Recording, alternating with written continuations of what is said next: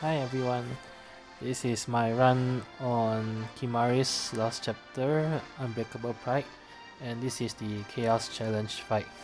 So as always, before I head into the actual battle, I'll just be giving an overview of this Chaos Challenge and what you need to watch out for. So this Chaos Challenge consists of two waves.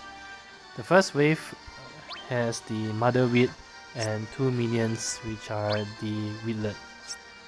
The first wave is pretty straightforward. The Mother Wheat will buff the enemy party through its Motherly Love, which grants the enemy party defense up, attack up, and Brave Regen, which may make the minions a bit more dangerous because they can then regen Brave and unload this in the form of HP damage to your party. The other thing to note is that when both the minions are dead, the Mother Wheat will use an ability called Photosynthesis, which grants herself HP regen and a speed up buff. The HP regen isn't too bad, it heals her for 14,000 HP a turn. Now the Mother Wheat, being a Marlboro type, also has a Bad Breath type attack called Fetid Breath and Stench. So as with all Marlboros, these can inflict a range of debuffs on your party. But beyond that, the first wave isn't too difficult. The Mother Wheat doesn't really have a lot of HP and will go down without too much trouble. The idea is to try to focus damage on her as much as possible. The minions also have very little HP and would naturally die from AoE HP or splash damage before the Mother Wheat dies. So ideally you want your Mother Wheat to be as low as possible when that happens, so that she doesn't get too many turns in and heal herself through the HP regen from photosynthesis. So in long story short, try to focus as much damage as possible on the Mother Wheat. The second wave is a bit more tricky and consists of a pair of Osteoavis. Now when there's just one, it isn't too bad, but the challenge from this fight is that the Osteoavis has a recast ability called Endball, and both the Osteoavis enemies can actually do this recast ability. Now not only is it a generic Brave Regen, Group Magic and HP attack, this recast ability also restores its own HP and quite dangerously inflicts a range of debuffs on your party, which is in Brave down, attack down, and fire, frost, and wind resist down, which will make it more dangerous because the Osteoavis tends to follow up with group Brave attack, which can be in the wind, frost, or fire element. And when you are debuffed with resist down, this does much more damage and will lead to the Osteoavis having tremendous amounts of Brave. Now, as the fight goes on and the Osteoavis hits the certain HP threshold, as with all Chaos fights, they will then buff their stats all across. And in this fight, it's Thundering Roar and Thundering Roar Plus. And this makes it more dangerous because initially your party is able to survive two Endball attacks back to back as long as they don't get broken. But once the Osteoavis' stats are buffed, their Endball ability does a lot of damage even if it doesn't break any of your party members. Once they're below 50% HP, the Endball does more than 50% of your current HP. And that means that at low health, two Endball back to back will lead to party members dying even if you are near or at full HP. So the idea here in this Chaos fight is to try to space out the Osteoavis turns so that one Osteoavis uses an Endball, and hopefully you have a few turns to recover before the second Osteoavis uses the Endball ability. And I'll go through into how you can do that a bit later on. The Other thing to note is that the Osteoavis has an enraged ability called Ferocious Posture. So when one of it dies, the other one will use this to raise its stats and give itself a passive Brave region. And you might think that because of this it's better to kill both of them at the same time, but in actual fact the strategy I used was to try to burn one down as fast as possible, mainly because of how dangerous two end ball attacks can be. When only one is left, although it buffs itself with Ferocious Posture, at least you are just dealing with one mob and one end ball attack. And the other benefit of having just one mob left alive is that Ardyn and Noel can actually delay enemy through using their breaking abilities. So Ardyn can cause breaks with his AA and his EX, and of course he gets free turns if he causes a break. And Noel also can cause a free break if he uses Temper Strike when the enemy is broken. So together they actually can delay the last remaining Osteoavis significantly, and probably you can kill it off before it uses its recast ability. So that was the strategy that I used.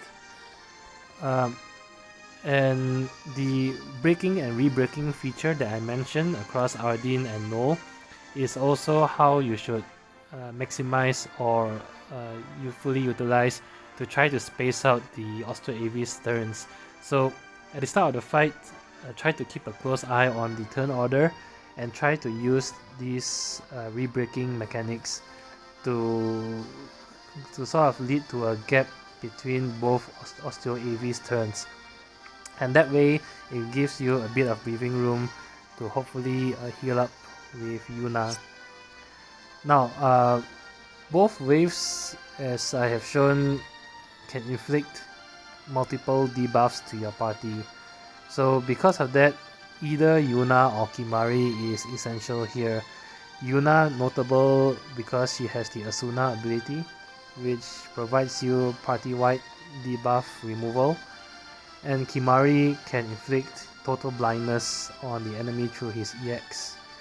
I skipped the banner, so therefore I don't have Kimahri built up, and that's why I had to use this party of Ardyn, Yuna, and Noel. I still recommend to bring in Yuna because at least she serves as an emergency debuff cleanser, and she can also provide healing through her cheer ability.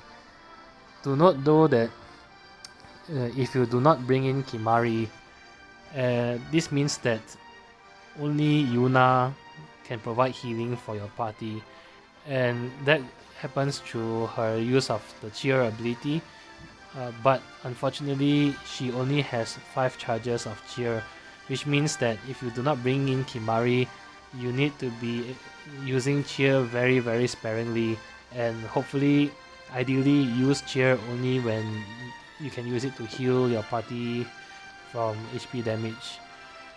Lastly, try to enter wave 2 with Yuna and Noel, or I guess your party, if you bring Kimahri, with full HP. Ardyn doesn't matter because he has the overkill buff, but your remainder 2 party members should try to be close to maximum HP as much as possible, because when you enter wave 2, the Osteoavis will start with full recast bar, which means that they will both spend their first turn casting the end ball ability, which will deal tremendous amounts of damage. You can tank 2 back-to-back end ball, assuming your party has full HP, and that's why it makes it much more manageable to try to end wave 1 with as much HP as possible. Now, in terms of my party setup, I have Ardyn at full 3-3, and I have his LD, but I don't have his burst weapon. Yuna is also at full 3-3 with her EX plus, and Noel, as you can see, is only at 0 out of 3. Only Ardyn has his character bots. I skipped the character bots for Yuna and Noel, and all 3 characters are at 9/9 summon bots. Now my choice of summon here is Leviathan, and that's for mainly the speed down passive, um, which makes the fight much more manageable, especially on wave 2. You can pair that with the breaking mechanics of Ardyn and Noel to give you much more breathing room in between the end ball attack from the Osteoavis.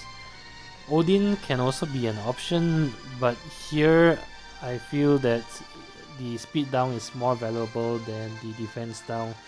And of course the wave region from Leviathan is also quite handy to have in the later parts of the fight. Now, if you are just attempting the regular chaos fight, there are many ways to cheese the fight with other units. So firstly, you can consider debuff immunity, say from Afmal or maybe even Ignis. Secondly, the enemies can of course be delayed or turn deleted through Embedded Lion. And notably, Eldnarch through his Terror Lock can Terror Lock Wave 2 from the start because they will always start the fight targeting your party. So Eldnarch can use his Terror ability right from the start of Wave 2 to lock the Osteoavis down. With that said, let's move on to the fight. See you there.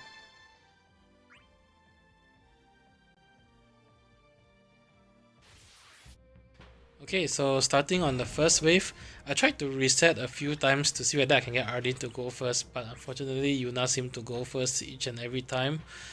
I used her Sonic Wings to make sure I break only one enemy so that I can then break the other two using Ardyn's Swap Strike. And this allows me to get to 5 stacks of his Spectral Charge right at the start of the fight. And the goal is then of course to maintain his Spectral Charge from then on thereafter.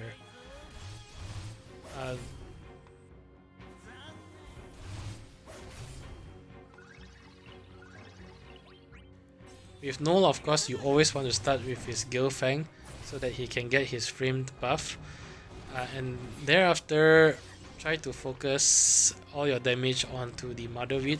The minions are already significantly damaged just from one Warp Strike from Ardyn, and they will die very easily just from splash attacks. With Ardyn also, I then went on to use his LD to put him into the overkill state.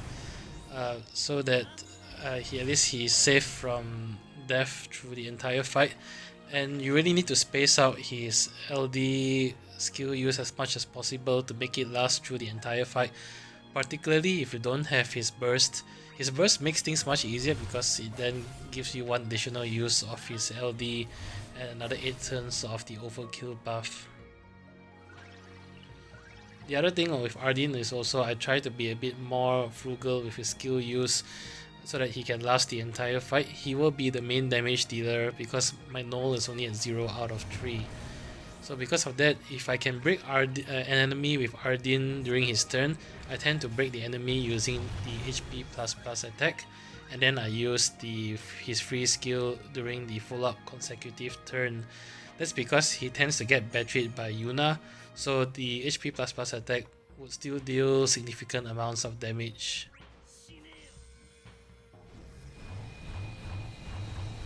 So the Mother Weed is targeting all, and this is a signal that it's about to use Stench attack.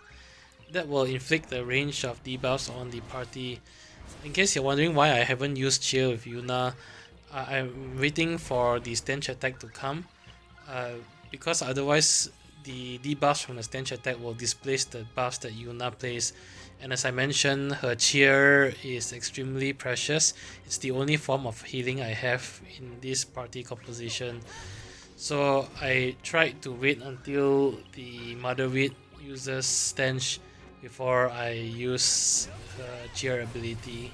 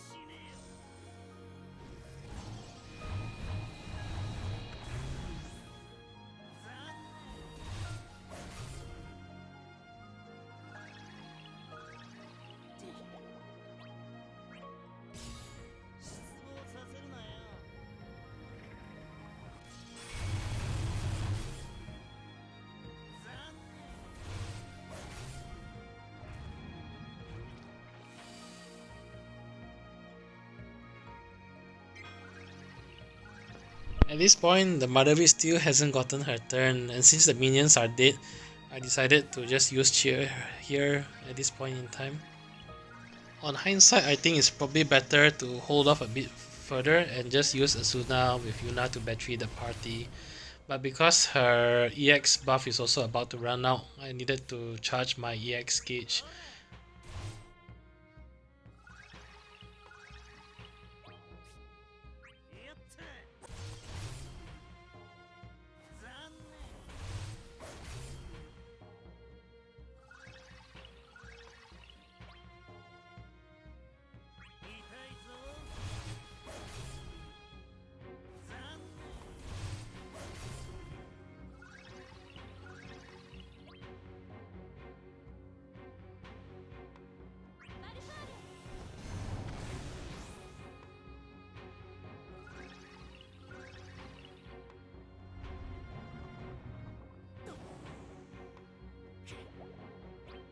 I was quite lucky that the stench only hit Noel, but that wouldn't really have mattered because an Esuna will remove all the debuffs. I guess the only good thing is that the buffs from the cheer didn't get displaced. Here I made a mistake. I wanted to kill off the Mother Whip before it got its turn, hence I used one of Ardyn's AA, but as you can see here, the one Warp Strike actually is enough to kill off the Mother Whip. So I could have saved myself one of Ardyn's AA if I just used Warp Strike at the end.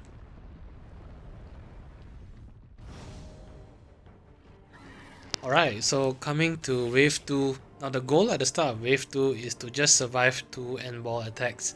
So you want to try to space out the enemy's turns as much as possible using the break and rebreaking feature.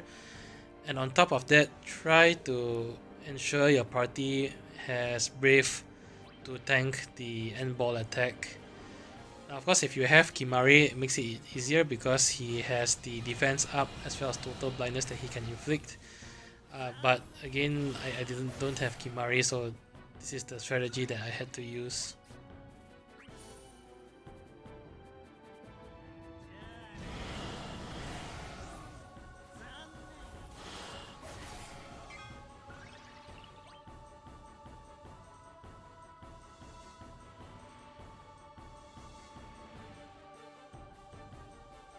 Yuna also has very high turn rate with Esuna, so each time before you use any of her abilities, especially Esuna, you want to hard click on it to see whether or not it gives her an instant turn. Now here I decided to use her EX even though it will leave her at 0 Brave, and the reason for that is I plan to use Temper Strike with Noel to delay the first Osteoavis or target A so that Ardyn can get a turn in. Even if the enemy breaks Noel and Yuna, the party can still survive one end ball attack. But you can see here I was very lucky that Noel and Yuna both evaded the end ball. Having said that, even if they get hit, it's still okay. You can then use Ardyn to try to delay targets A by breaking it. And the plan was then by delaying target A, Yuna will then get a turn to be able to use cheer and heal the party. Now because I managed to dodge the attack with Yuna and Noel, so therefore I didn't need to use cheer with Yuna.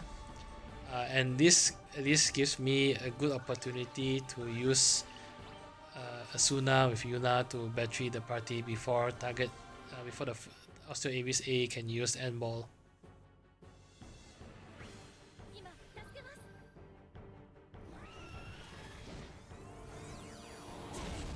As looking at the damage, you'll notice that the end ball at the start of the fight does about 30% of your party's HP, and this really is proof that at the start of the fight you can comfortably tank 2 end ball attacks, but ideally you need to heal very quickly thereafter because it will put your party at very low health. Now once both Osteoavis has used the end ball attack, my next goal is to try to burst down one of the Osteoavis as much as possible. So from here on in, I try to pile on most of the damage on one of the Osteoavis as much as possible. Every now and then I will still switch to the other Osteoavis, for example if I need to shave its Brave or if I can break it with Ardyn, to get a free turn, then I will switch targets. But other than that, I focused all my damage on the Osteoavis A. At this stage of the game, my goal is to try to space out again both the Osteoavis turns as much as possible through utilizing the breaking mechanics. Hopefully, to give me enough breathing room to heal in between the second and ball attacks.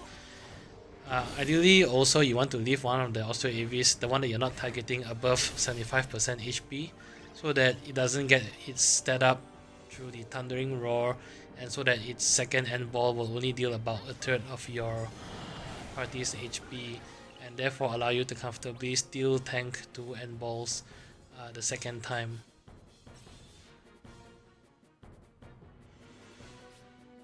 And so at this point, the Osteoavis is targeting all, and this is a sign that they are about to unleash an elemental breath attack. Ideally, you actually want to use esuna to esuna off the Imperial debuff on your party.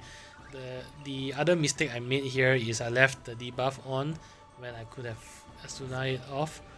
I was favoring attack to try and maximize damage on Osteoavis A, but I think the better play is to esuna off the Imperial debuff.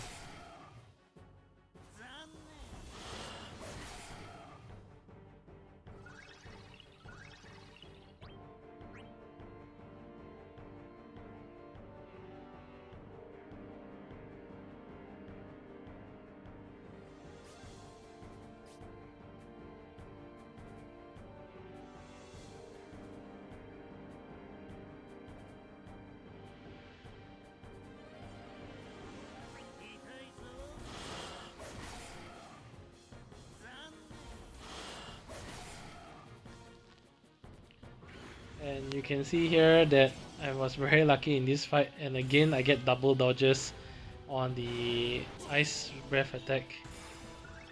I don't think it would have mattered that much even if my entire party got hit by the group elemental attack and gets broken.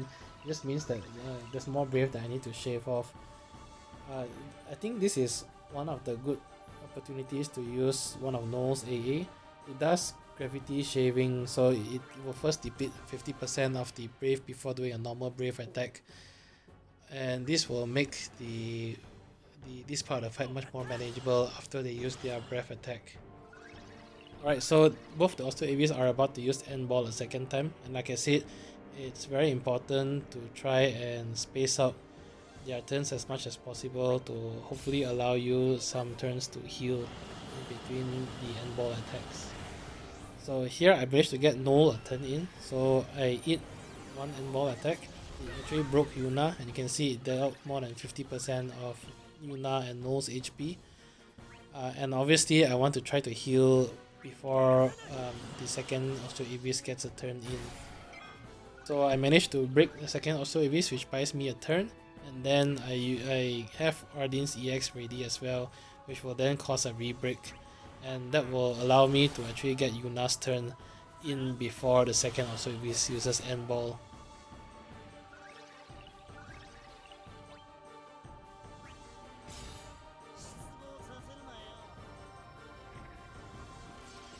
Okay, so the EX have delayed the Osteoavis by another turn, and it just managed to squeeze in Yunas to give her a turn to heal the party.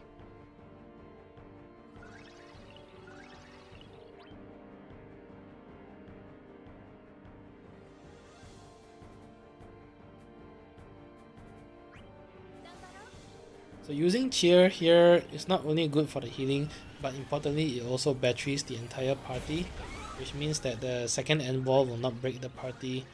It still dealt significant amounts of damage, but because of the healing from the cheer, I managed to survive it a second time. Now the third consecutive end ball I will definitely not be able to survive, which is why at this point it's important to try and burst down the first Osteoavis as soon as possible before it uses end ball a third time.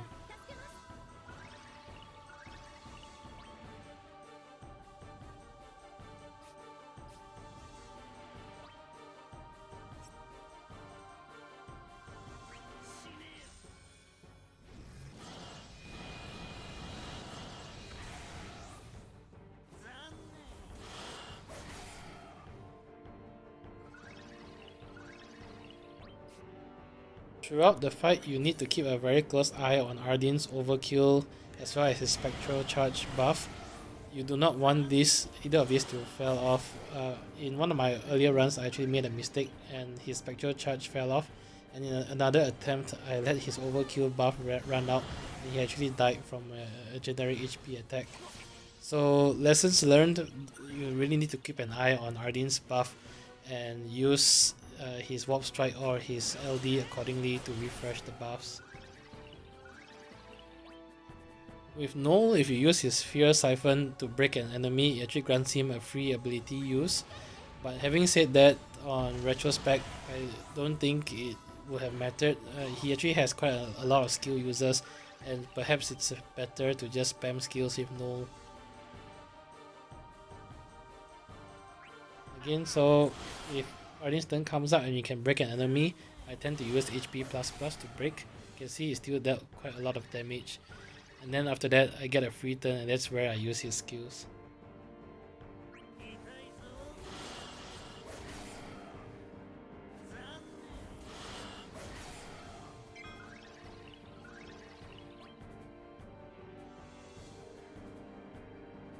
Okay, so first Osteoavis is almost dead.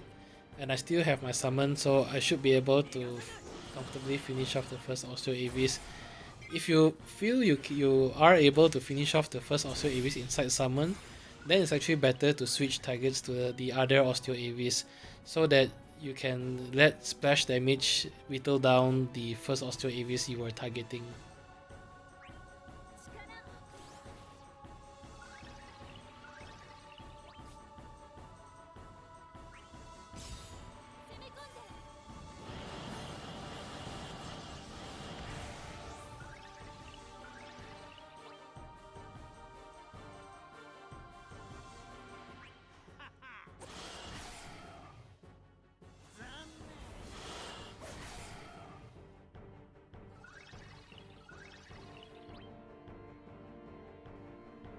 Okay, so at this point, Osteoavis B has its recast bar full and is about to use End Ball again. And you can see my party still hasn't been fully healed from the second End Ball attack they used, which means that the End Ball from Osteoavis B could be potentially deadly.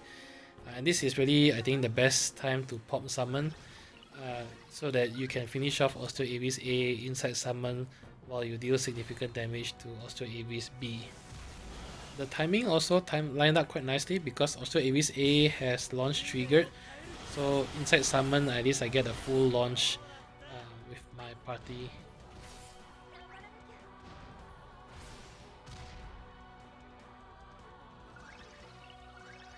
Okay, so since Osteoavis A is almost dead, I'm very sure at this point that he will die from splash attack. And this is why I have now switched targets to Osteoavis B to try to bring it as low as possible before target A dies. Because as I mentioned, target B will enrich once target A dies off. If you have Ardyn's burst, it's actually better to use his burst instead of summon.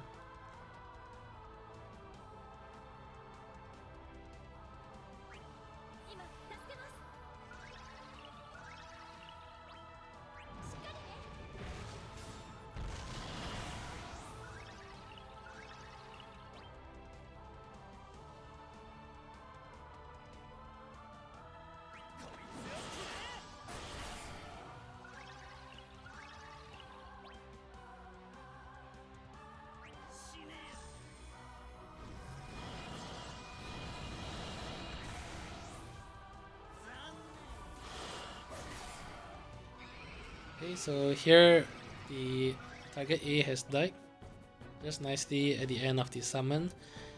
Target B still is about to use End Ball, but at least here I only need to survive one End Ball rather than two End Ball attacks.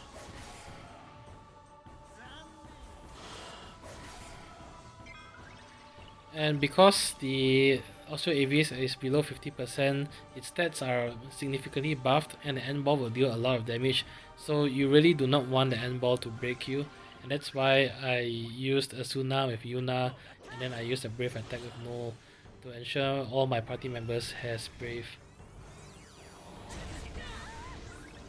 Even then, you can see that the End Ball dealt more than, I guess, 60 to 70% of my party's HP, so it's still quite a deadly attack. But as long as you keep your HP topped up in preparation for this attack, you can comfortably tank it. And because one of the other Osteoavis is already dead, I only needed to deal with one Osteoavis. At this point, I noticed that the Osteoavis turn is quite far away after using End Ball, and this is really the best time to capitalize on breaking with both Ardyn and Noel to buy you additional turns. And with Yuna here, the third mistake I made is that I should have used Cheer as soon as possible rather than hold off. The reason is Cheer will also provide my party with an HP regen buff, which will then give me additional turns to have a little bit of HP healing in between while I'm finishing off the last Osteoavis. So the mistake I made was that I first decided to use EX, and after I used EX I decided to use Esuna to cleanse the party, but the better move would have started off with an immediate cheer to buff the party with Brave and HP regen first. So here I used up all of Ardyn's remaining AA to wear down the Osteoavis while breaking and delaying its turn.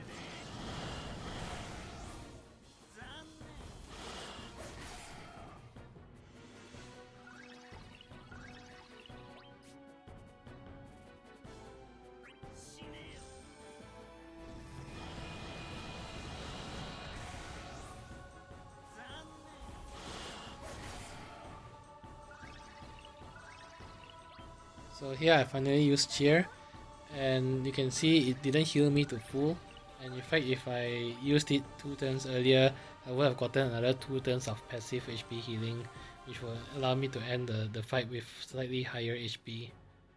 And with Noel as well, I could have used his EX here, but he still has 4 more uses of Temper Strike, and I think here the priority is to use Temper Strike to cause a break and further delay the Osteoavis, because obviously at this point the Osteoavis will deal a lot of damage, and it's very hard to shave its Brave. So I think delaying its turn is more important than dealing a bit more damage with his Noel's EX.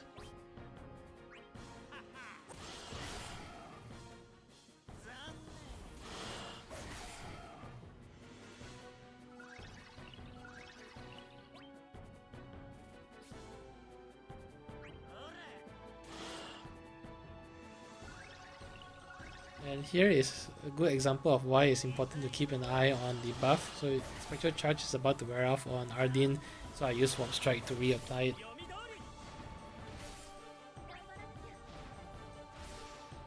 And that's it. Hope this video has been helpful. As always, if you enjoy the video, do leave a like, leave a comment, or subscribe. I'll see you at the next Chaos fight. Until then, bye bye.